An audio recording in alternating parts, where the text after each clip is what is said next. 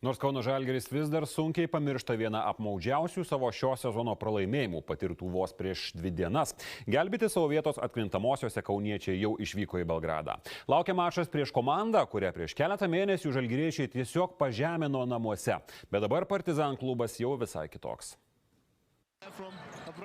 Vos prieš 2 dienas Kauno Žalgiris sužaidė neabejotinai tragiškiausią kėlinį šį sezoną, po kurio palaidojo praktiškai laimėtas rungtynės kovoje su Dubajaus komanda. Pralaimėjimas, kuris labai stipriai kartina kauniečių šansus baigti reguliarų sezoną pirmajame ketverte. Treneris Masiulis atviras, nors emocijos atvėso, dėl itin apmaudžiai pralaimėto mačo vis dar pikta. Sunku visiems pralaimėti tokiu būdu, taip kad 30 minučių kontroliavom rungtynes ir po to per 10 minučių viską atidavėm. Tačiau dabar pergalę medžioti bus būtina jau priešiškoje atmosferoje – Belgrade. Būtent Partizan komanda gruodžio mėnesį Žalgiris tiesiog pažemino namie, laimėjęs net 41 taško persvarą. Ta gruodžio 19-osios vakarą legendinė serbų komanda Kaune atrodė tiesiog beviltiškai. Bet dabar situacija kardinaliai pasikeitė. Nors Partizan neturi jokių šansų patekti į kitą etapą, klubas ką tik turėjo net 6 pergalių seriją ir tik vakar nusileido Anadolu Efes klubui.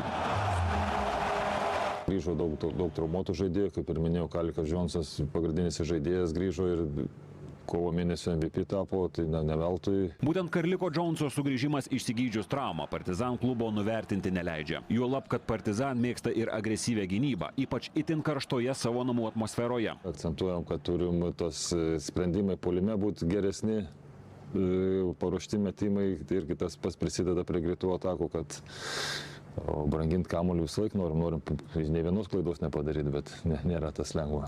Gyvybiškai svarbu prieš paskutinį savo reguliariojo sezono mačą Žalgiris Belgrade žais rytoj. Mačas nuo 21:30 tiesiogiai per TV3.